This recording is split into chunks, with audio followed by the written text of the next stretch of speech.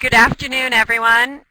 Let's get started. This is Mary Davis Fournier of the ALA's Public Programs Office.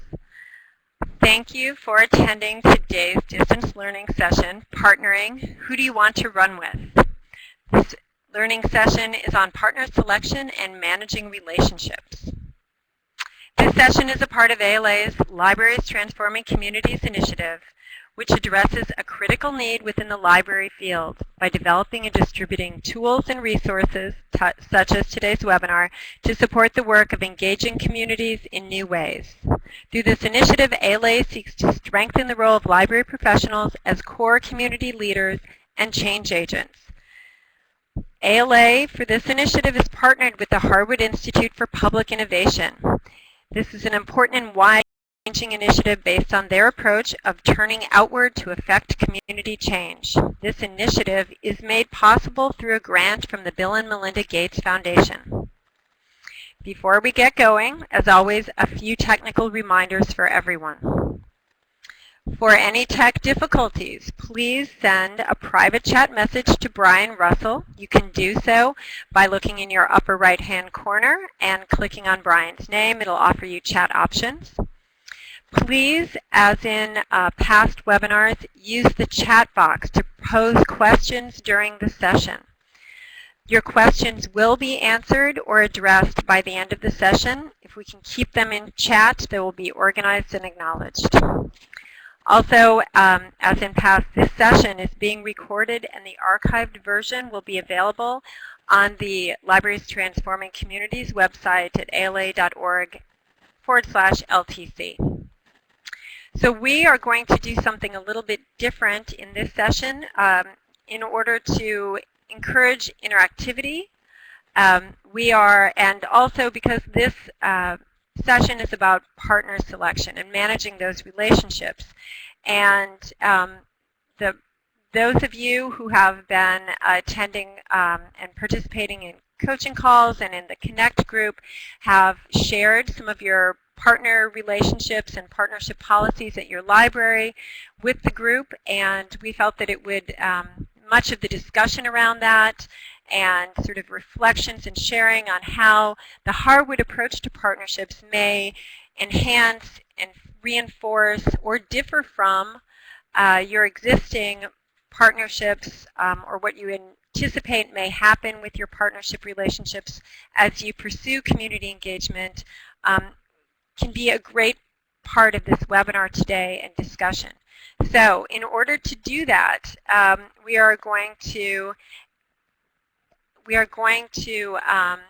offer everyone at 3 specific points in the webinar time for contribution and reflection. And in order to technically do that, to, as the screen says, audibly ask questions in the classroom, we ask everyone who has a microphone available to select, go to the upper left-hand corner of the screen you're looking at under Meeting, pull down under Audio Setup Wizard, and this will connect and enable your audio for this webinar. Now, during the discussion portions that our facilitators today, Jan and Carlton, will announce, we will ask you to raise a hand in the menu bar. So the hand button, raise a hand button, is directly above in the raise a hand, and it says raise hand above agree, disagree, and step away. I'm going to raise my hand right now, and the little raise hand icon will appear next to my name on the participant list on the left. Multiple participants can raise their hand. You can see that little icon. If you want to lower your hand, you just take it away and press it again. If multiple attendees raise their hand at the same time, the hands will simply queue in the order of first hand raised, and Brian Russell will keep an eye on that and ensure that everyone is able to contribute and talk as we go, as we're part of this. If anyone has any specific questions about that portion of it, I guess post them in chat now. If you're having any difficulty with the audio, activating your audio portion, of the directions I just gave. You can post them in chat, or you can just chat to Brian directly, and he'll walk you through the tech portion of this. So I hope it's pretty straightforward. So our first session are Jan Elliott and Carlton Sears, both certified Harwood coaches. And with that note, I will hand this off to Carlton to start today's learning session, and ask you also to add anything that you felt was needed clarification in terms of our slight departure in our formatting from previous webinars in our efforts to encourage interactivity. So thanks, Carlton. Thanks, everyone. Okay, and let me just test. Is everybody hearing this okay? Yes? Good.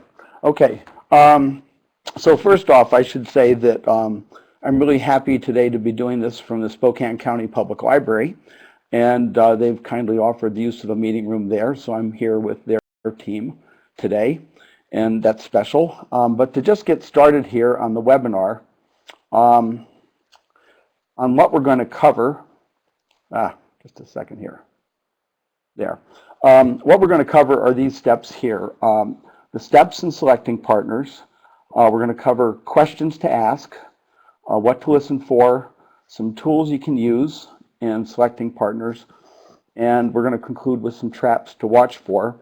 And as Mary has already said, we're going to be going through the process with leaving lots of time, hopefully, for questions about what are the implications of this approach to the way you're currently thinking about selecting partners.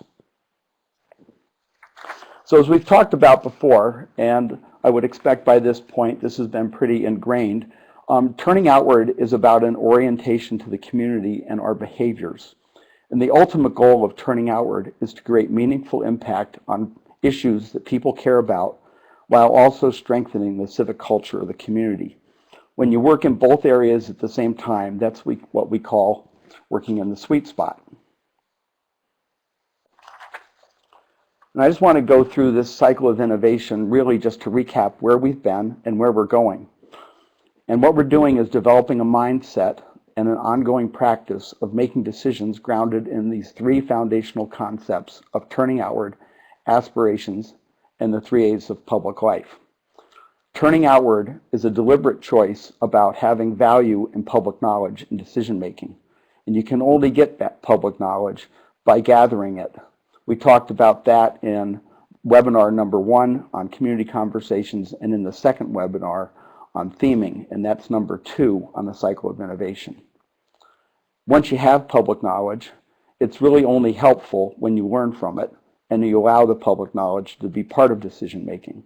And we talked about that in the webinar on innovation space, which is item number 3 on the cycle of innovation. Today we're going to talk about the implications of working in the sweet spot on partner selection. But before we do, I simply want to acknowledge that we realize that many of you at this point are still holding conversations and gathering public knowledge. So you may not be ready quite yet to stand on the table in your community and share with the community what their aspirations, their concerns are. When you are at that point, you'll be ready to develop your initial community engagement plan. And it's then that you may want to come back and revisit today's webinar.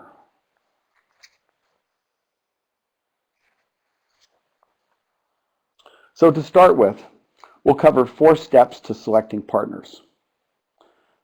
The questions for groups looking to form partnerships when you're working in the sweet spot really becomes, who do we need to run with to create this kind of impact in the community? We have learned that the most successful organizations are those that are able to identify and engage partners who will work in a way that improves the community's civic culture at the same time as they address issues that matter. And that's where 4 steps come into play. Being clear about your orientation, being clear about the change you want to create and the capacity it will take, identifying the potential partners, and then selecting partners. And I'm now going to go on and cover each of these in a bit more depth and then open it up for some thoughts.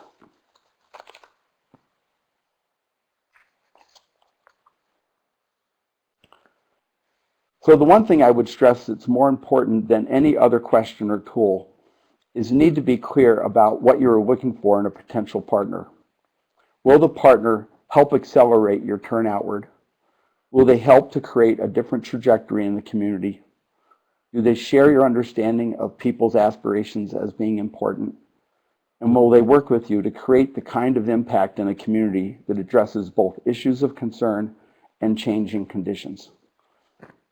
The point I'd really like to emphasize is that it's going to be very hard to maintain a turned outward approach for your organization if the partners you work with are turned inward. And we're going to talk about this a little bit more under tools you can use to discern the orientation of your partners. We'll do that a little bit later in the webinar.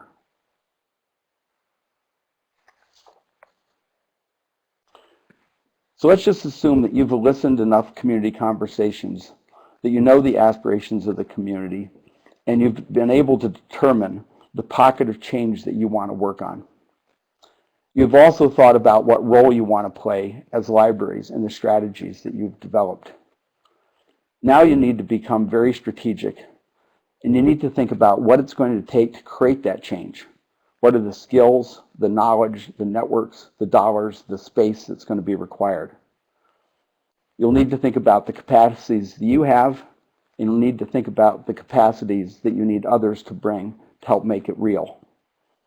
We'll be visiting some of these ideas again in more detail in future webinars. For example, I just used the term determined what pocket of change you're going to work on. In a later webinar, we're going to get specifically into identifying pockets of change and being able to pick them and identify what they are.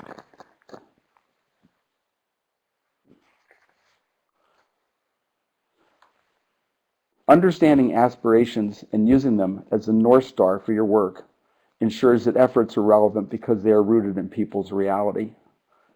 So before forming partnerships, when you're working in the sweet spot, you and your potential partner organization have to share an understanding of what people's aspirations are for the community, and you have to determine which of these aspirations you're going to focus on. This is another reason it becomes really important to discern whether the partners you're working with are turned outward and have an understanding of the sense of the importance of shared aspirations.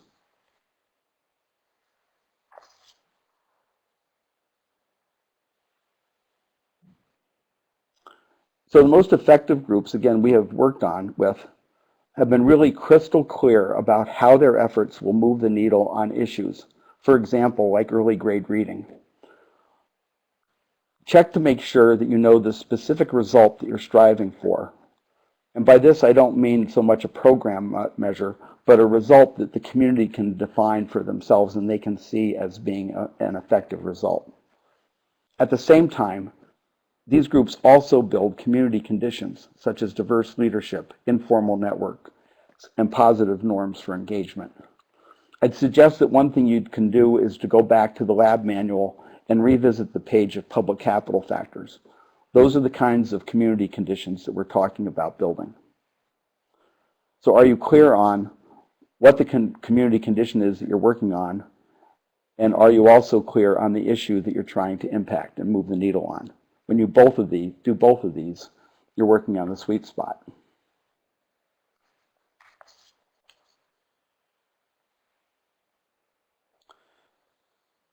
Being clear about what's needed to get the work done really relates to what specific resources and capacities you'll need to be able to do that work.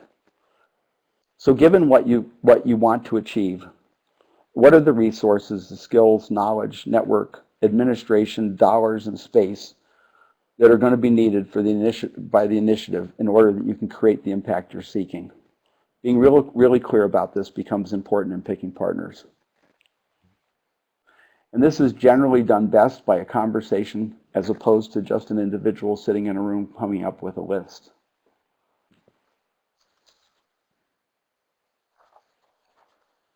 Being clear about your own capacity.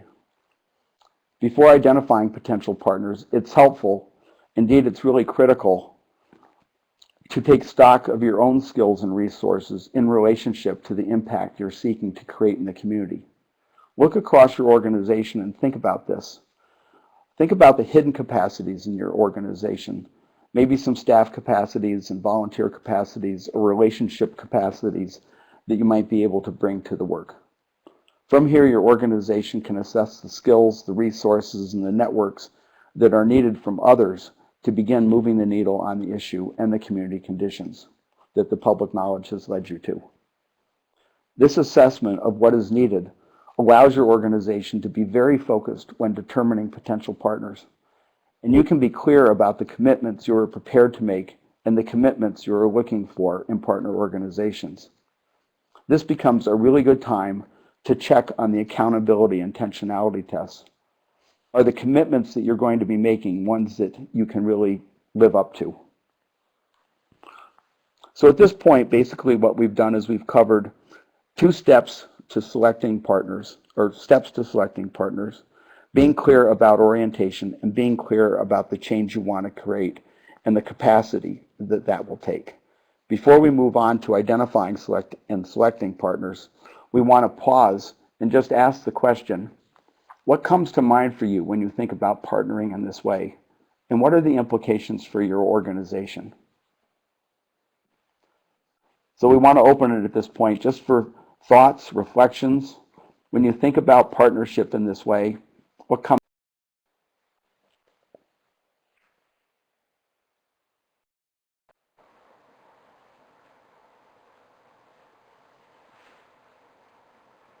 This is where you get to use the raise the hands tool, so we can experiment with you guys actually speaking to us and to each other, as opposed to using the chat function. So we encourage somebody just to take a crack at it. What's this mean to you guys?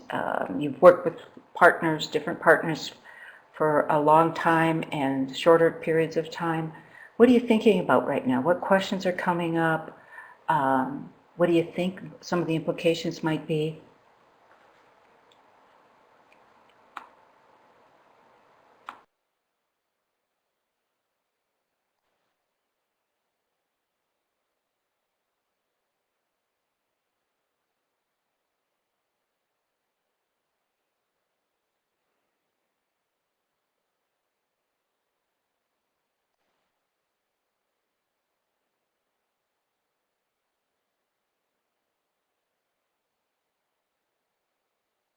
So let me ask another question of the group.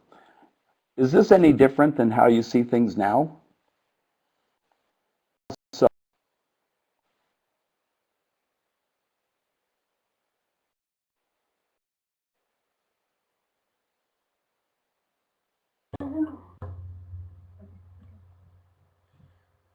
Hi, this is Bruce from Columbus. Can you hear me? yes, we can. Yes, we can. Great. One thought I had about this and thinking about it is just when you work with partners, sometimes when you lead the table and you're talking about what you'll each contribute, sometimes that gets lost and people have a little misunderstanding what the expectations are afterwards or what each side will contribute. What kind of suggestions do you have for how you manage that? We part of lost the you right at the partnership, end. just making sure everybody's clear about what their roles are in the partnership and the timeline and contributions each are going to make.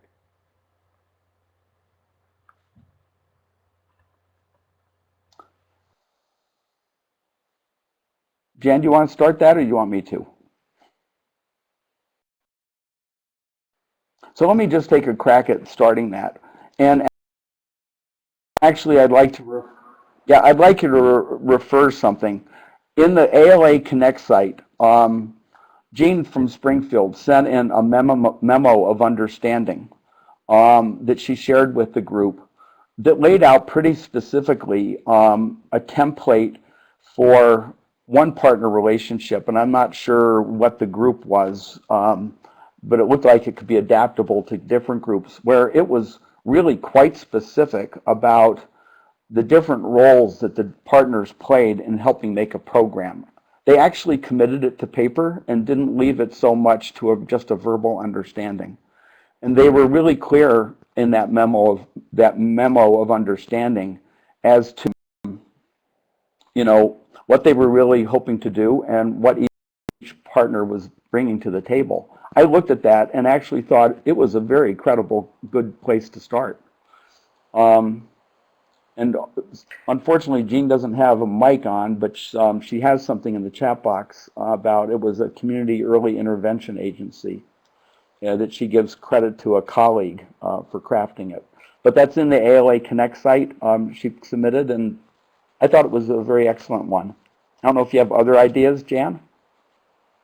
I think that is an excellent tool that Jean has posted from Springfield, and I think the thing that I would add is it's also, once you have a tool or a document like that, it's also really useful and important to invite them into innovation space type situations to look at how are we doing, what are we learning, what are the implications of what we're learning, what do we need to do. That's the one thing that I would add, Carlton. Yep. The end point I'd like to emphasize, I guess, is that this part about being really clear, being really tangible, being really specific with the partners on what you're trying to achieve and each of your capacities, what you're bringing to it, and the intentionality tests, it becomes the really critical piece. And just point everybody to the chat. Jean's saying that the MOU that she's posted, or the template, has been in effect for 3 to 5 years, and the relationship has been really, really smooth. And that it was the early conversations to develop the MOU that determined that. Thanks, Jean. That's terrific.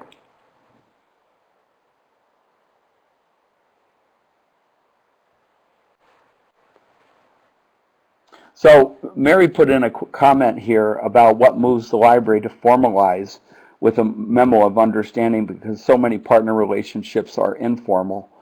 And if anything, that's one of the points that I guess I'd like to stress is having the conversations early on so there's a clear understanding of what you're working on, why you're working on it, the community change condition and issue that you're hoping to achieve, and then being really clear about the capacities and what each partner brings to it, and being able to pass that intentionality test of being able to say, I'm really good for this, I'm going to live up to it. And I would also add periodically revisiting that to assess how you're doing. It becomes really important to move beyond the informal and to formalize with some kind of shared understanding. The other thing that does, it allows partnership efforts to move beyond just the personal relationships that people often have that cause partnerships to function, so that they're really shared aspirations that organizations hold for the long term. And we know that part of the reason that's important is that creating these kinds of change conditions and moving the needle in communities takes time. So these partnerships need to be able to endure and not be just episodic.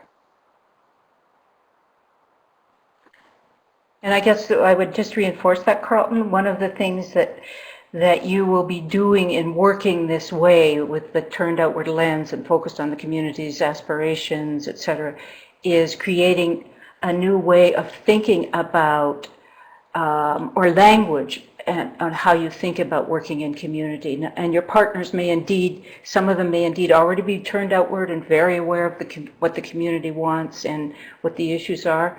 They probably don't use turned outward kind of language, et cetera. So one of the things you're doing is just reinforcing ways of working together that are different. And so it's back to the old building a new muscle with your partners. And so hence it was a great question, Bruce, about how do you work with it, and a great example, Jean, about how you've managed that in the Springfield context.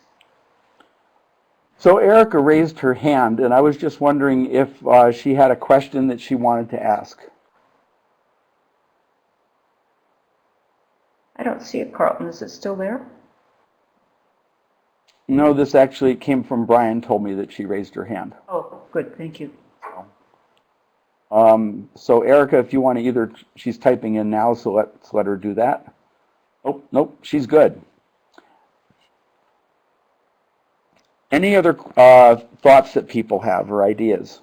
And again, we're sort of experimenting, trying to make this, the webinar platform that we're on together more interactive. So feel free to give it a try. Let me just help with your question.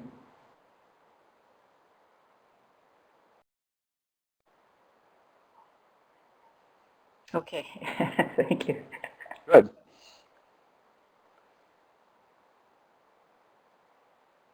Anybody else?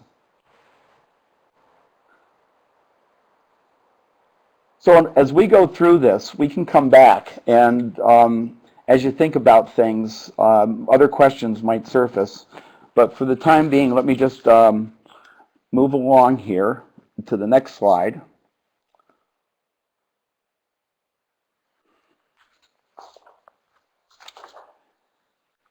So let's assume you're in a position that you've thought about orientation of your partners, and you've thought about the change you want to create and the capacity it's going to take. We're saying to be clear on what you need from partners to create that kind of change, and consider the credibility, the trust, and the reach of those potential partners. Think about who might bring the capacities that you need to be able to reach the desired result. What capacity do potential partners really have to work on this effort, given other priorities that they may have? Think about with others in your organization or your group. Make a list of the potential partners. Some potential partners may have emerged from community conversations. In fact, that quite often comes up where somebody says, you know, oh, this group is trying to work in that area, or you might think about this group. You can keep track of those ideas that come up. Ask your volunteers, your staff, and others to help you think about potential partners. As you share public knowledge and the aspirations and concerns and the issues that you're seeing and you're thinking about working on yourself, be attentive to the ideas that people bring up. That's another value in sharing public knowledge, is that other people start to see who might fit into that work. So you just need to be attentive to those things. And one thing I would encourage is really think about going beyond the usual partners, the current partners that you often work with. Don't ignore others just because you haven't worked with them before. There's church groups, there's businesses, there's clubs. I can think of an example where there was an organization, there was a school actually, that worked on some after-school issues with youth. And there was a small community organization that was working in that area for years in the neighborhood that was pretty much off the radar with people. It came up in a conversation that they were working in this area. They ended up forming a partnership with this group and created a really dynamic, collaborative relationship out of it. But they weren't partners that they normally thought of. They went beyond their usual suspects. So I would really encourage you to think about that as well. At this point, what I'm going to do is turn this over to Jan, and she's partners and questions to ask, what to listen for, tools you can use, and some traps to watch for. Thanks, Carlton. We're going to spend some time now on step 4, which you can see in front of you, and that is the whole question of how do we actually do this? And so Carlton's already talked about all of this, but I'm just going to reinforce it. One of the things that we have learned over time in this work, and with some pain at times, that the selection of inward focused partners, more than almost any other decision, has the potential to undermine an organization's ability to remain focused on the community and the community's aspirations and the impact that they want to have in community. So this is a really, really important piece, and it's a hard piece because you've been with some partners for quite some time, and so it requires some real intention and diligence to work on this one. It's nearly impossible to maintain an outward orientation if all your partners are inward facing. When you guys are trying to work in new ways and engage new parts of the community, continuing to work with what we often call the usual suspects can send a signal to staff in the community that these new efforts are not much more than lip service.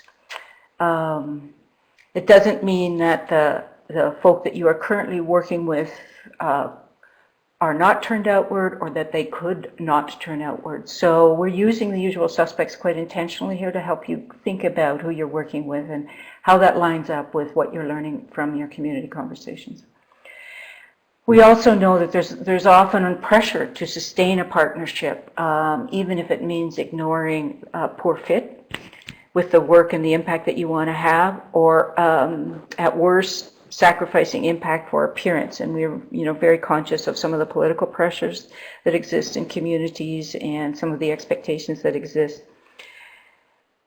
Again, just to reinforce, don't abandon the usual suspects. Just make sure that you check into whether these partners are willing to work in a new way that starts with the community's needs and the community's aspirations.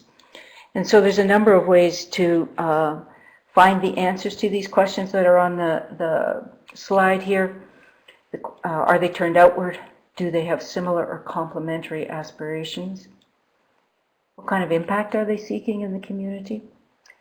And how would this partnership and work align with their existing efforts? And what capacity do they have to work on these issues? And so we're now going to go on and spend some time on questions that you can use with potential partners. And we have listed 4 of them here. What do you think the community's aspirations are? What kind of impact are you trying to create in the community? How does this work fit with your existing programs and priorities? And the 4th one, does it feel like this work fits with your capacity right now? So the first thing that I want to say that it's not meant to be a session where you ask the questions and the potential partner provides the answer. It's intended to encourage a deliberate conversation with potential partners. And you often would begin with, you could begin, for example, if you have gathered public knowledge through community conversations. One way of starting this conversation is to share the public knowledge that you have gathered. There are other ways, and we will get into those as we continue in this webinar. These questions are intended to help guide you through the important elements that you want to get a sense of from a conversation with a potential partner. So you want to get, however you are engaged in the conversation, you want to get an answer to each of these questions in some way to satisfy yourself that this is a good potential partner. And we'll be spending more time on each of these in the coming slides. I've already talked about you have to be prepared to share what you've heard from your community conversations, because that gives you one of the 3 A's. It gives you authority. It gives you the ability to stand on a table and tell the community and potential partners what the community wants, and the community will believe you. So you got to be ready to share what you've heard and what it is you are trying to do as a library in the community, what you believe you can have an impact on or are already impacting through some of your work. And also, you need to be prepared to share how this fits with your own priorities and programs. In essence, these questions for potential partners are questions you will have asked yourself before you're talking to potential partners. It's really important as part of the modeling process that you have very diligently and seriously taken a good hard look at yourself, what you've learned from communities, what your priorities are, et cetera, and how this fits with those. Again, this is all part of building a turned outward partnership where all of the partners can live up to promises and pledges.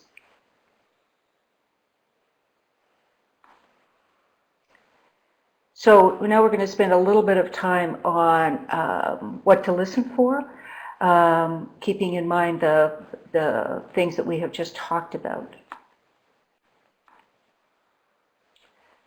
So how do you get a sense of are these partners, existing partners or potential partners, turned outward?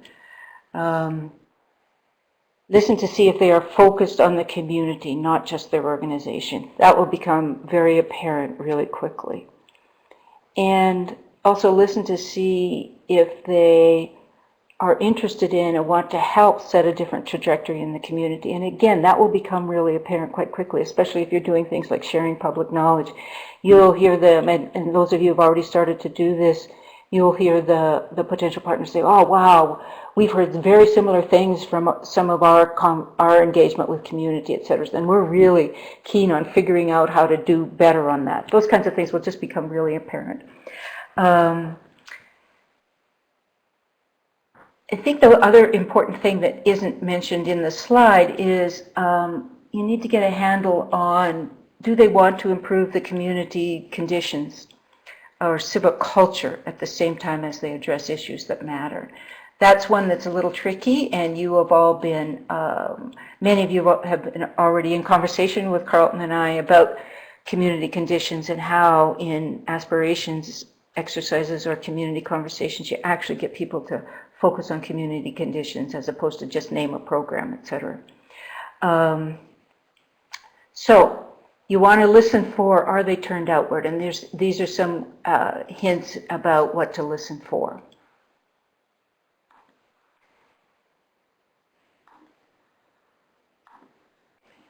Aspirations, what to listen for when you're, so before forming partnerships, organizations must consider whether, using the Harwood practice, organizations must consider whether they understand people's aspirations for their community and which of these aspirations their organizations of work will target. And we'll talk a little bit later about how you can help potential partner or partner organizations focus on some of that.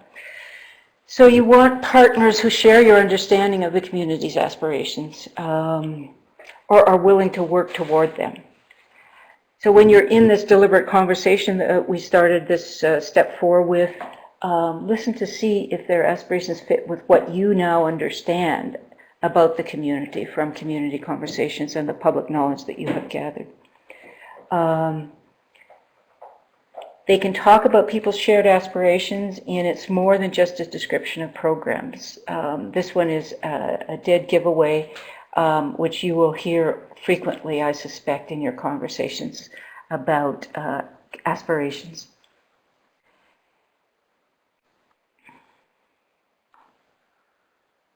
Impact.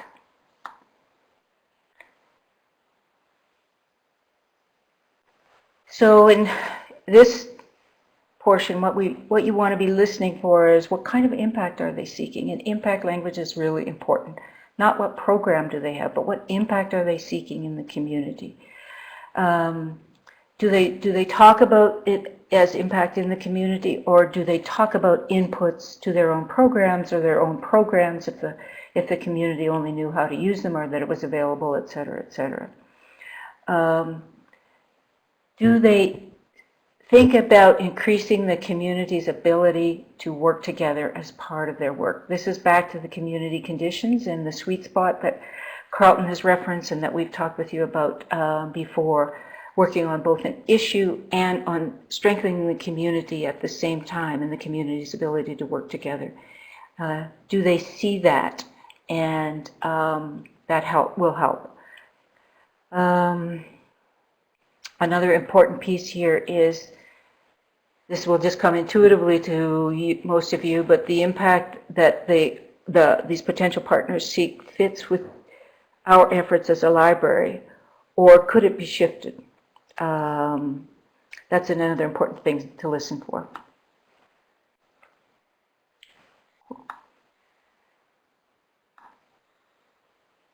We're also going to be listening for alignment. So it's important here to think about fit. And, fit is different from perfection or kind of seamless alignment. We define fit as being of suitable quality to meet the required purpose. This is a practice, and it's going to take time.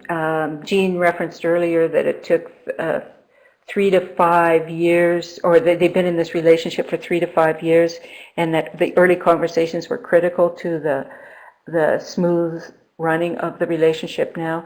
Since you are inviting partners to work in a different way and use language differently and focus outward, turn outward, you will find that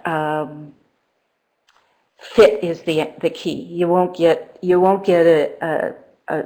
strong affirmative answer to every single one of these, but you can work towards that. Finding and forging strong partnerships requires that we seek fit. It requires a willingness, and this is back to Bruce's point and Jean's example, it requires a willingness to make more explicit and intentional choices about partners, not fewer, and to be clearer and more explicit about what you're trying to do together.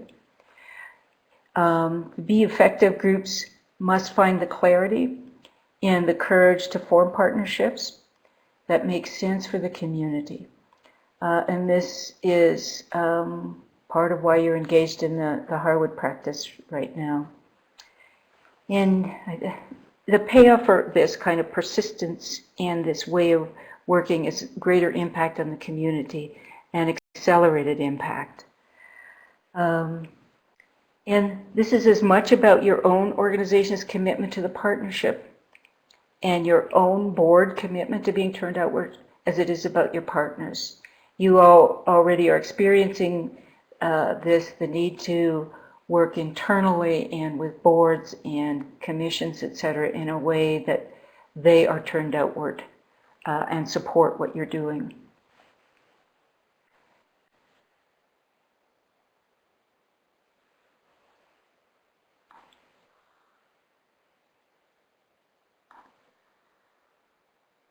I keep clicking the wrong part of my mouse. There we go. Capacity, coming back to the questions that both Carlton and I have talked about, that you need to assess your own capacity and assess the capacity of your partners. You want partners who can realistically bring capacity to the effort. So you want to have an answer to the question, will they be able to be accountable? Do they have the kind of capacity that will be needed to complement your capacity and to work with you in community? Are they realistic about their capacity? And do they talk about balance and trade-offs? Are they able to articulate how this fits with other priorities and other demands on their organization? So again, this is a conversation that you're having with potential partners or existing partners. You also need to be realistic about your own capacity to be accountable, as we have discussed before. So it'll be, I think, really obvious now that you won't be entering into these kinds of conversations and listening for these kinds of things without having done this work internally, initially, so that you can model and speak to answers to these questions for the library that you work with. Okay, we just reviewed a number of things related to step 4, which is, and I'll just reiterate the questions. Are they turned outward?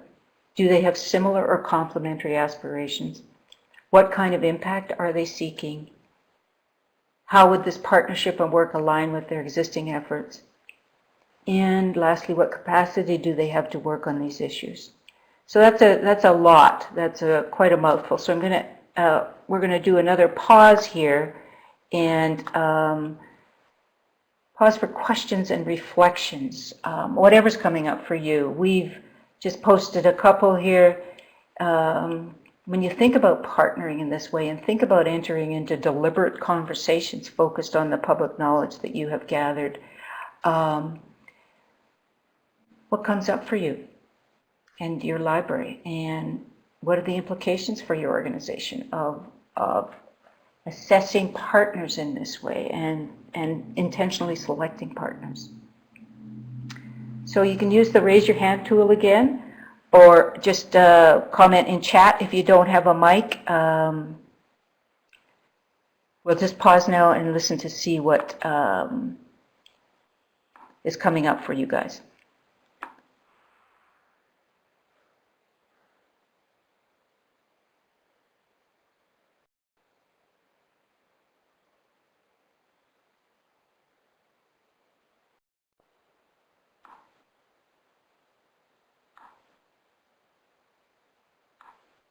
Oh, there's a hand. Kelly?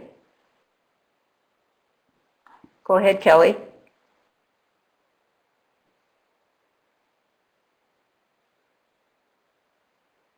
Kelly's typing now. Maybe she doesn't. No, we can't hear you. Brian, is there something we need to do so we can hear Kelly?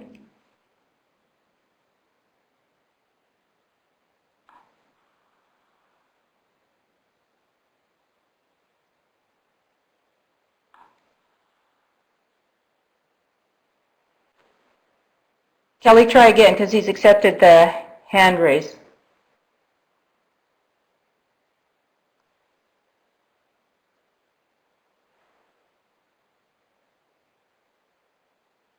Okay, so just persist with the typing, Kelly. You might not have clicked on the enable audio. There you go, I hear you, I think. No, it wasn't you.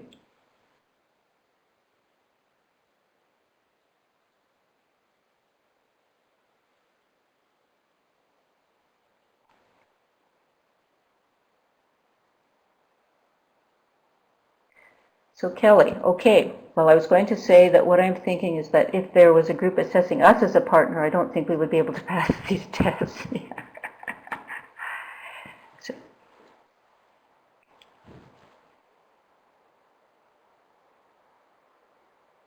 it's a really good observation, Kelly, and speaks to the kind of work that you need to be doing in the branch and in this case, LA with Gloria and Madeline, I think it is, and Penny, the kind of work that you need to be doing internally.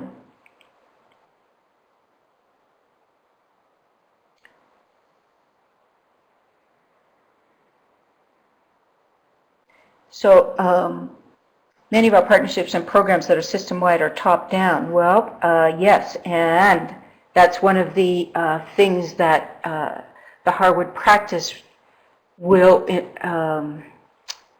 if you're going to be successful in turning outward, you have to put the community at the center. You have to have the community conversations, gather the public knowledge, and start to share that public knowledge with existing partners and potential partners. And so there might be some work offline that we need to do with Gloria and the headquarters in Los Angeles to work on this, and there might be some counsel that some of your colleagues could give too in this conversation, particularly those that are part of much larger systems like San Jose, and Springfield has multiple libraries as well, and Hartford. Okay, Kelly, it's hard to shift a large organization with just a small team.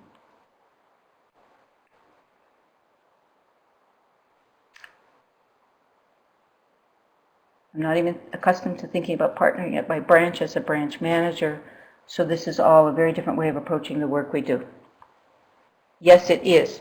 Well said, Kelly. It is indeed, and one of the things as you start to do your community conversations and start to understand what kinds of aspirations the community has, what kinds of issues and concerns they have, and what conditions need to change, that gives you a lot more to work with in terms of, so now what do we do as a branch? And you've got Gloria on your team from the larger system as well that can work with you on how the larger system might be able to support you. Carlton, anything you wanted to add there? Well, I was just thinking this sort of reinforces the point about the value of sharing the public knowledge that you get out of. Oops, lost you. I don't know if anybody else is.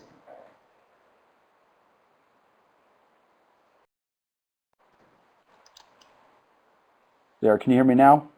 Yes.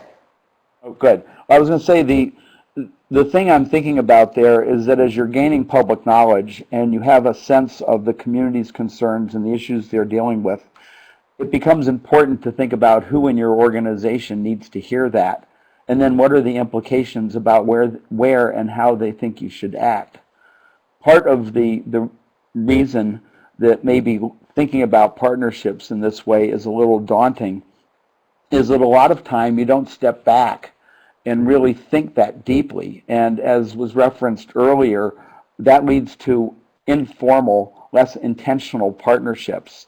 But the more specific, the more concrete you are in connecting what you want to get done with what you've heard the community say needs to get done, it becomes important to be really concrete. How are you going to do that? Who do you need to work with you? And are they willing to stick with it for the long haul? But in a context where you have a larger system and you're trying to make movement, it really becomes an issue of not just moving the whole system, but where do you start? And just think about where can you start to create that kind of change. You've heard this example several times, but it's such a real one and such a practical, small one. It can be as simple, Kelly, as the community that decided to work together. That it was one small thing that they could do. It doesn't have, as Carlton has said, you don't need to have a library system with you here. Once you have a deeper understanding of the community, you will be amazed at how people respond to that, both within the organization and as Jean had in her post with your superior's work, is in quotation, but those of others in the system that are committed to this, it often generates significant energy, particularly with boards, and the neighborhood council is a good example for you, Kelly, and the work that you did with them already on the aspirations exercise. Going back to them and presenting, you'll see energy comes out of this, and it'll give you ideas about where you might start. And there may be others that come forward and say, well, we could help with that, or we could figure that out, or we could do this, that kind of thing. Other questions?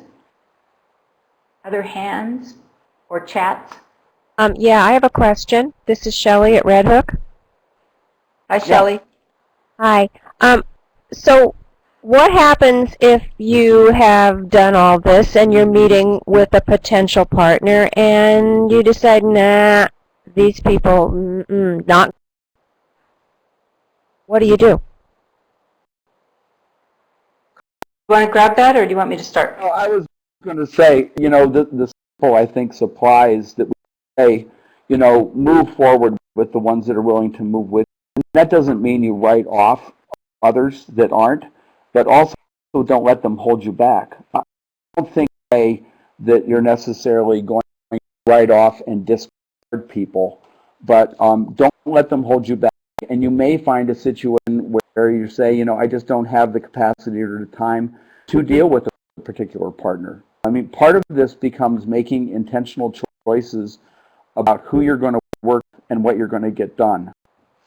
I would encourage you to think about a little bit, if you go back to the cycle of innovation, one of the things I've been increasingly and recently struck by, if you look at the cycle of innovation, beginning part of it, you're dealing with a lot of ambiguity. You're doing conversations, you're doing theming, you're dealing with lots of stuff. But as you move through and you gain a deeper understanding of the aspirations and concerns you're going to focus on, it becomes more difficult and more strategic to make concrete choices about what you're going to do as you move through that cycle of innovation. And it becomes anything if ambiguous. It becomes very specific. And, I had a conversation with one of the libraries in the group, and I'll let her speak up if she wants to. But she said she was in a conversation and she heard one of the participants there talking about those people in kind of not a real embracing kind of way, but a little bit of a dismissive kind of way. The comment she made to me was that just hearing them speak about people like that told her that it probably wasn't going to be a good partner, and she wasn't going to spend a lot of time on trying to really develop that partnership. And you may need to do the same thing. And I don't know that there's one solution for how you maintain the relationships with partners maybe that you're moving away from and others you're moving towards. Relationships are always key and they're always to be important, but don't let them hold you back. Yeah, and let me just add a couple of concrete examples to help with that. Carlton's already given one. One community that we have worked in, and we're in relationship with actual partners where this became an issue. And I can think of two very concrete examples. This one organization that we have worked with had worked on a quote-unquote program for a number of years with two partners.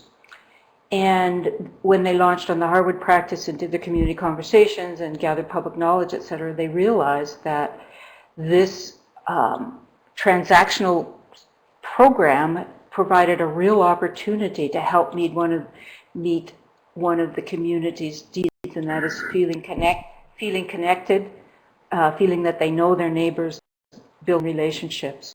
And so when they shared the community, the public knowledge with two existing partners, one of them ended up walking. They just voluntarily left. They said they weren't interested in that kind of stuff. They wanted to continue with doing the program, and good luck. And that has freed up this organization who has been working with the Harwood practice. They're spending their energy on making a difference in the community on things that the community has articulated they want, need, and at the same time working on community conditions, knowing your neighbor, building relationships within, using that small program as a doorway in. So one example. Another example from another organization is had a deep concern about food scarcity in a community. And so there's a lot of money associated with food scarcity at the time, and so they got all the community organizations, the community that worked on food scarcity or food supply of any sort, and they were the initiator of this. They had many partners at the table, and when they launched on the garnered the public knowledge and went to the table and shared what they were learning, most at that table were not the least bit interested. They were much more preoccupied with their programs, and so it was a really tough decision for the organization at that point. Do they continue to invest energy in that? What are the politics related to it? Or is it just, if they step away for a month or two, what will happen?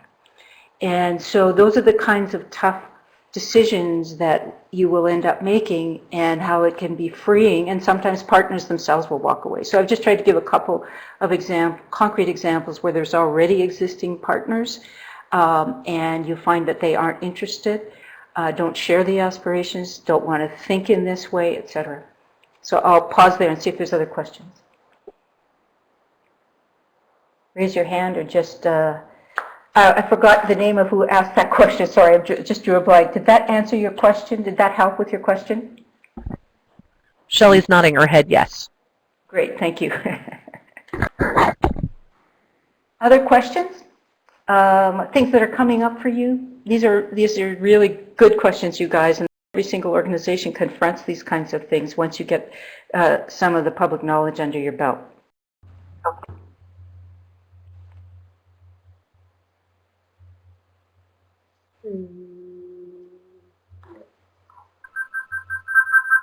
Oh. Hey, this is Cindy in Columbus. Can everyone hear me? Yep. Okay. So my question is sort of a hypothetical, but rooted in a pretty bold reality, and that is we're going to get, or we are already getting, and we'll continue to get a lot of aspirations and thought and wants and needs that a library just can't provide. I know a big part of our role in this is to sort of speak back what we hear and continue to share with everybody what we hear. Now, what do we do with the things that we're not going to touch, but the community really deems important? We'll need to hand it off to the responsible entity. So the example we keep coming back to is potholes, right? So we can't do anything about that, but to my mind, the best we can do is assure people that we've told the powers that be that this is a problem. Does anyone see anything further that we could do, not necessarily with potholes, but with those that just don't fall within our wheelhouse?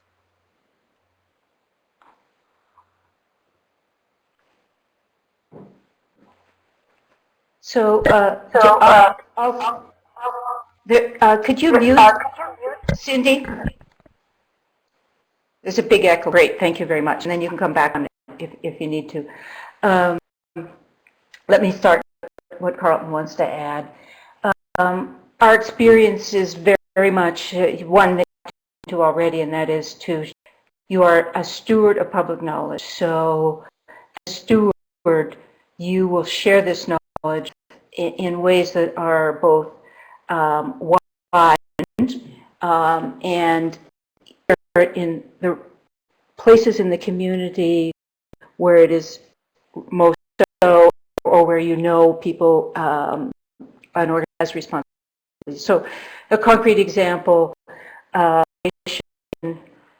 Harwood has been working with for some time, learned a number of different things in the community conversation, most of which, or quite a bit of which, felt completely outside of their realm, and things like crime, creating jobs, those kinds of things.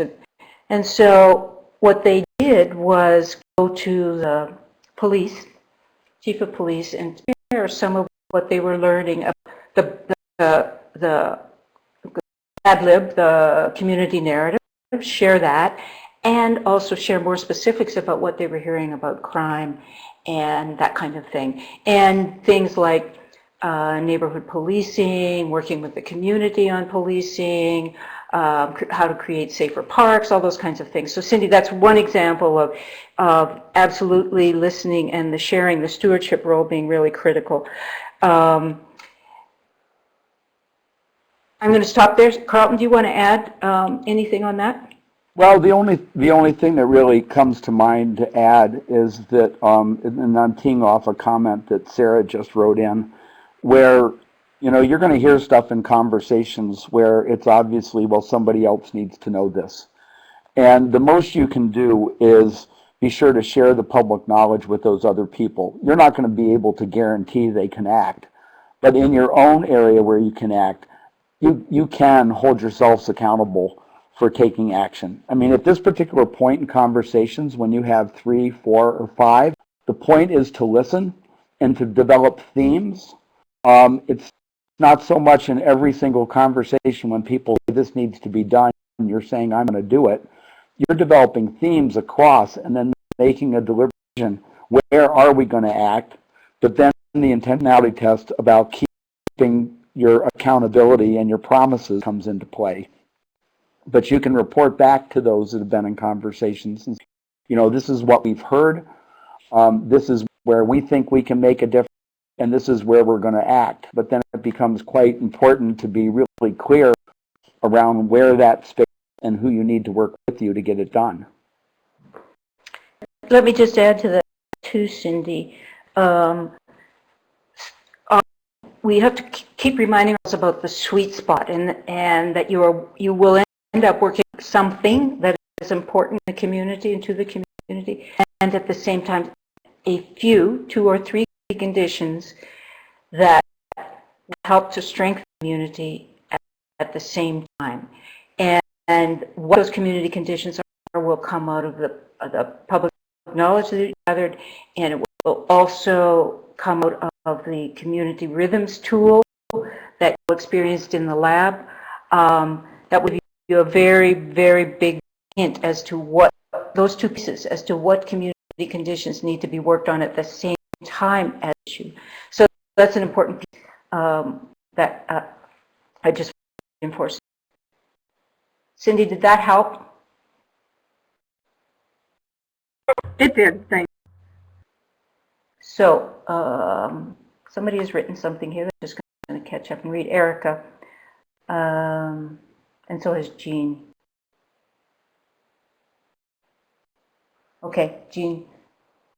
Jean, you don't have a mic. Is that a you have raised, or is well,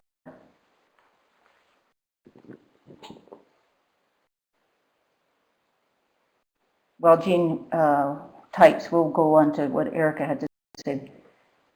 There's also chances to advocate, yeah, in reference to potholes. There was recently, I'm reading it out loud for my own benefit, Erica. There was recently a great article about a town that had a horrible pothole problem. A group of citizens got together and held an art contest for local artists to create something from the potholes. People came up with great ideas. That's terrific. It reminds me of, with great and really creative ideas, filling them with ice and putting an oyster on top, making a swimming pool, blah, blah, blah. And, I was driving in Australia. I go there to work regularly, and I was driving in Australia to a local market, and there were potholes, except they had all been filled in, and drawn on top of them was some creative, artistic kind of thing. I have pictures of it because I thought, isn't that fantastic? So this is out in the country, out in Australia. It wasn't a city street or anything like that, but obviously the community had decided to do something about it and to create some fun with it. That's a nice example. Thank you, Erica. Other questions? Has Jean come back yet?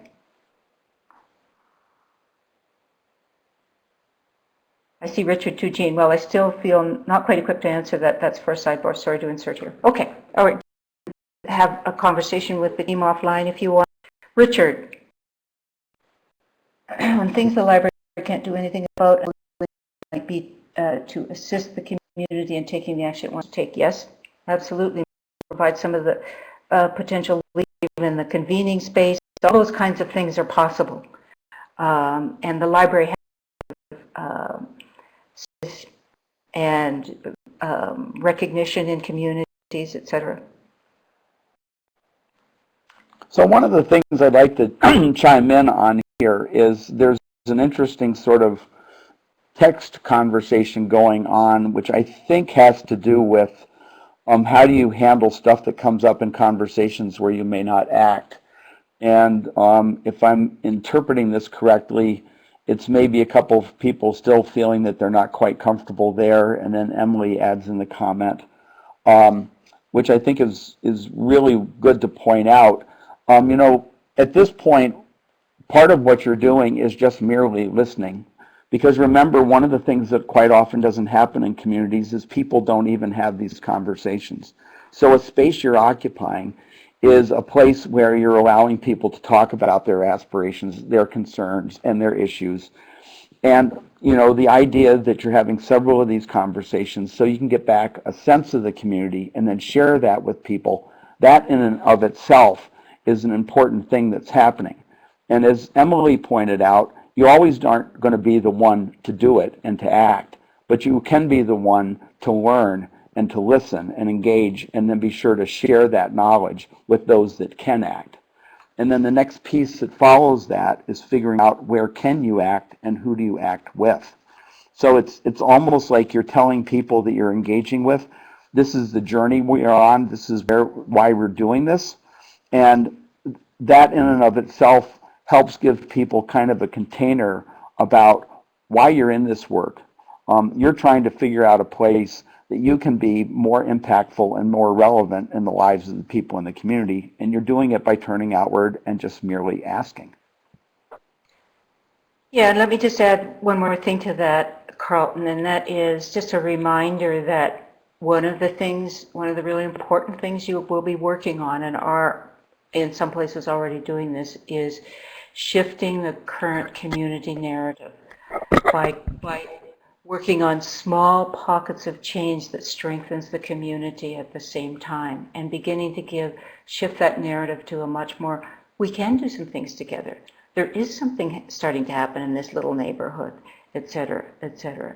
So thank you for that, kind of pulling that together, Carlton. Let me and Jean has just talked about people being burned out being focus group to death. I'm hoping, Jean, that our last few comments distinguish the difference between this and a focus group. That part of what this is about is ultimately taking action in the community. A focus group is not the least bit interested in taking action with the community on things that matter to the community. Focus groups are usually about programs or things that folk want to test, but not ultimately about the community's aspirations and what they believe needs to change in the community and who they would trust to do them.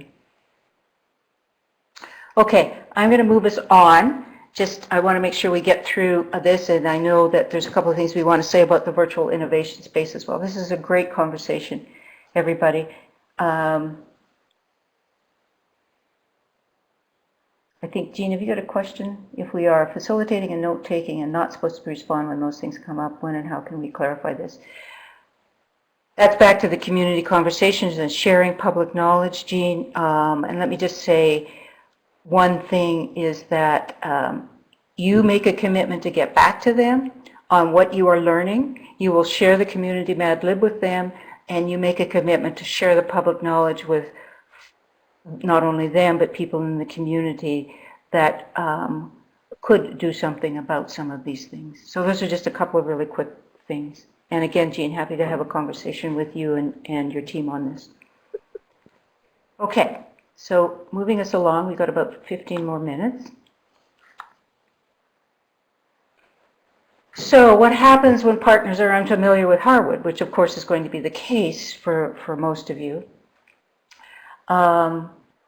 So you have the chance to think about their past experience, and in many cases, potential partners, while they might not use the Harwood language or won't be using the Harwood language and tools, at their core, they are turned out to their communities and the people they serve. They know what's going on in the community. They're involving the community. They are working with the community. So the key is, how can we determine if they will be the kind of partner we are seeking? Examples that have led organizations to determining how they would not work with an old partner. I gave you a couple already. I'm going to give you one more. There was this was a city in California, a big city that had been working in a neighborhood with two partners for several years. And they actually, when they started doing the community conversations, gathered the public knowledge, went back to that partnership of 3 and shared the aspirations. Again, one of the partners was not interested and they walked away. And so they ended up working with the remaining partner who was very interested and shared some of the aspirations. So that's another really concrete example. What you want to be thinking about is, since they won't be using Harwood language, et cetera, is the way they talk about their work and the way they talk about what it accomplishes. Are they talking about programs? Are they talking about impact on community? Are they talking about their understanding of the community? How do they determine priorities? And how they involve or don't involve the people they serve. Okay. I'm going to move through these last few slides fairly quickly, and then we'll have one more pause for questions. So, some tools to help select partners that you could use, and some of you have already started to do this kind of thing. You could do the turn quiz. Ask your potential partner to use the turn quiz and have a conversation about it. You can use the aspiration questions, which you give to the partner ahead of time and then discuss in person, or you could actually do the aspirations exercise with them depending upon your relationship. And you can use the intentionality test, the 6 intentionality tests. Again, you can give it to them ahead of time, that tool, and then have a discussion in person. So this can also give you an opportunity to share the work you're doing and the orientation to the community that you are taking, being turned outward, and gives them a better sense of what this is about.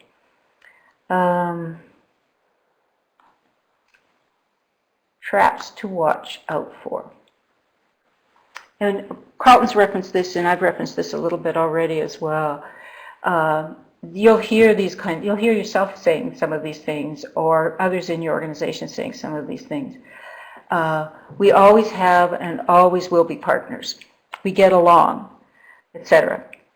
So you will often fall back on inward reflexes that can lead you to pick partners for the wrong reasons. And so that's why we keep talking about being intentional and using the public knowledge that you gather to inform your decision. And working with the wrong partners can absolutely stifle the ability of groups and organizations such as yourselves to innovate. It draws you back into familiar ways of working and thinking about the community, and this can use up a lot of your precious time and energy.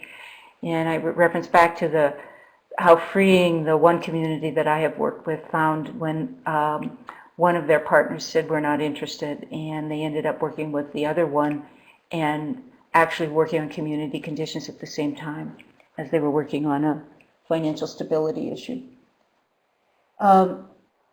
It makes a lot of sense to gravitate to work with people you know and like when you're considering partners, and clearly relationships between organizations are really critical factors in mutual success, and you've all lived with that. But ask yourself if familiarity and comfort are the reason that you're staying in the partnership, or is potential for impact the reason you're staying in the partnership.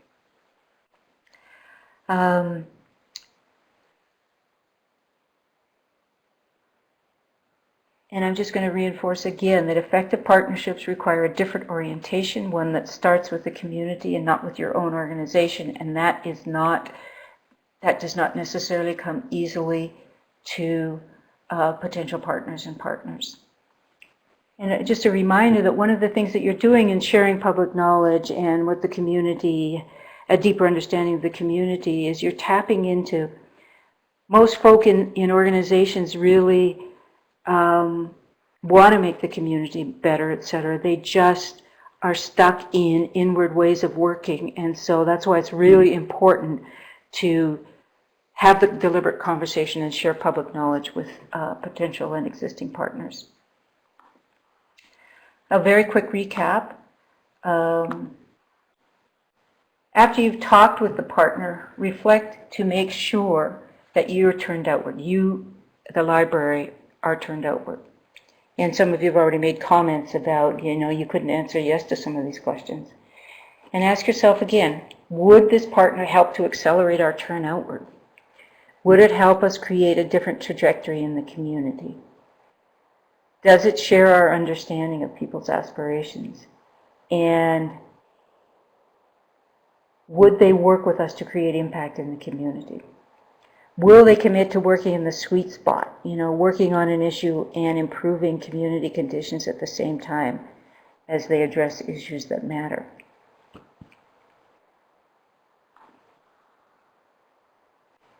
We talked a lot about intentionality in partners. I'll just reinforce it one more time. Picking the right partners can really help accelerate and deepen your turn outward. And you want to be really, really intentional about the partners you choose.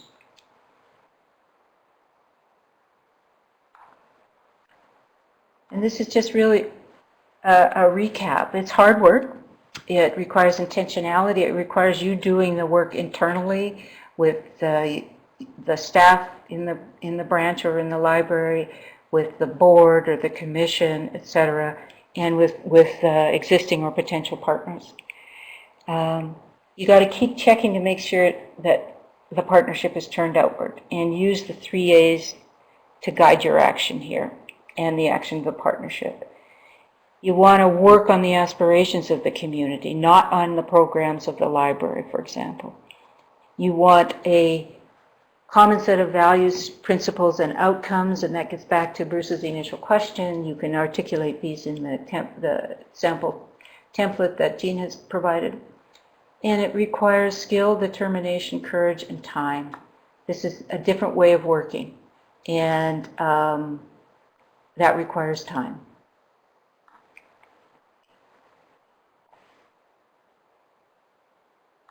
So, and the hard work continues. A partnership that is turned outward will keep checking to see that they're turned outward, and the 3 A's guide your action. Sorry, I just did this one. Let me just click that one. There it is. A partnership that is turned outward has a clear understanding of how decisions are made, how new people are integrated into the partnership, how they resolve conflict, the roles of each new partner, and how success is tracked and talked about, which comes full circle back to Bruce's question and Jean's example on ALA Connect. So we're going to pause we got a few more minutes for questions and reflections. So we're going to open the mic again to ask you what's coming up for you now. And I haven't been tracking the chat, so if things want to flag them.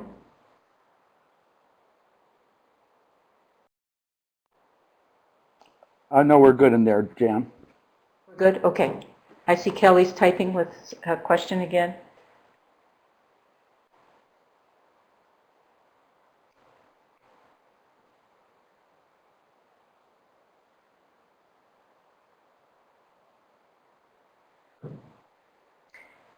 Kelly's question, has anyone partnered with an outside organization to do the community conversations?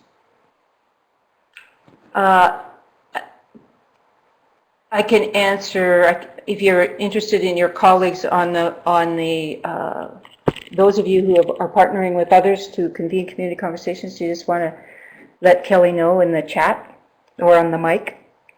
It's quite common to do it, Kelly, because there's some members of the community that you may want to hear from that you wouldn't naturally have access to or be trusted, although libraries are often very trusted.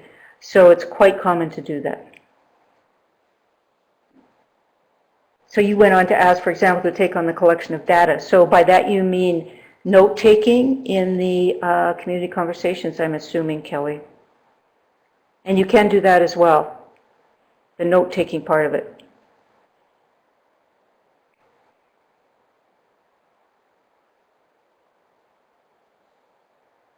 Yeah, you can do that too. Helping to meet to discuss the data in an innovation space. The theming webinar, Kelly, has quite a bit on that you can go back to, and we can, in the next coaching call, we could spend some more time on this, on the community conversation part of this and building public knowledge.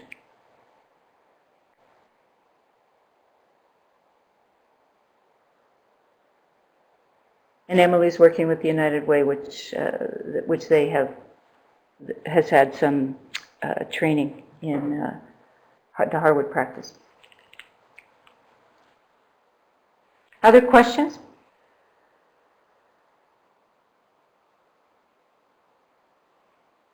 Yeah, good point, Kelly.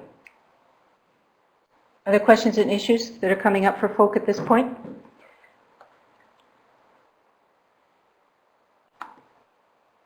Okay, so if there are other questions and issues, let's bring them into the coaching call that we have next week.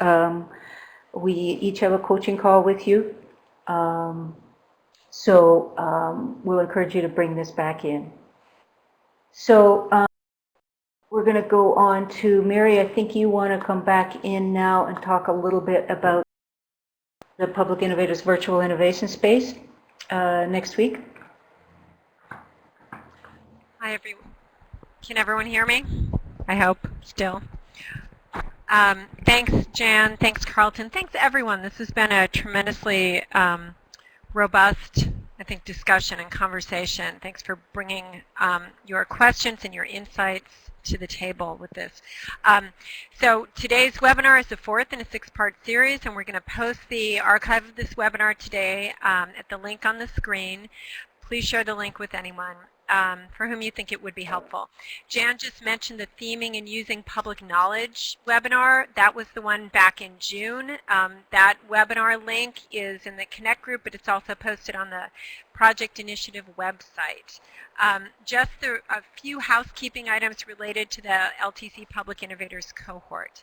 I want to make sure everybody received the information on the upcoming virtual innovation space. On Monday, we sent out the agenda, the prep steps, and the technical info via email and posted to the Connect group. If there's anyone that didn't get that info, please let Brian know as soon as possible. Related to that, we're going to be doing a tech run-through for the virtual innovation space immediately following the October 2nd coaching call. We're going to just have the Adobe room open. As you may have noticed if you've looked at the agenda, in addition to the plenary time, there will be time in breakout with the learning group that you participate in regularly in the coaching calls. It's essential that everyone be able to have audio capability in breakout. So for those of you who gather for these webinars in a conference room around a computer speaker and microphone, we strongly encourage you to participate in the tech run-through to see if that is going to work for the virtual innovation space. It may well work. We want to respect everyone's team dynamic, but it would be very valuable for you to participate in that run-through just to see how it goes. In past interactive sections where folks have liked to be in the same room for this, some have brought in iPads or headsets and laptops into a conference room in order to retain the team environment but be able to contribute individually to the conversation. Others have been able to just do it with one laptop and multiple people. So we'll try to sort out what works for everyone through the tech run-through and test that out. Please come to the run-through with the configuration you will use for the virtual innovation space on October 7th. If you can't make the tech run-through but would like to try it out, just let me or Brian know and we'll work with you to find a time to access the learning platform. And just a reminder, those coaching calls will take place at 1 p.m. Eastern Time on October 2nd, and the call-in numbers, as always, are posted in ALA Connect to the group. Please check your ALA Connect cohort group for those dial-in numbers and for any other updates. And please post and share your questions, thoughts, and experiences with your peers on ALA Connect. And I guess the last thing I wanted to say was just that some of our teams have shifted a bit, and I wanted to welcome Madeline to the LA team and Katrina to the Columbus team, and encourage all of you, especially team leaders, if you have a new team member joining your group, please shout them out in these webinars and on the coaching calls, and introduce them with a post to the ALA Connect group. And if anyone has any immediate questions about what I just went over, feel free to post it in chat. But otherwise, thank you all so much for being here.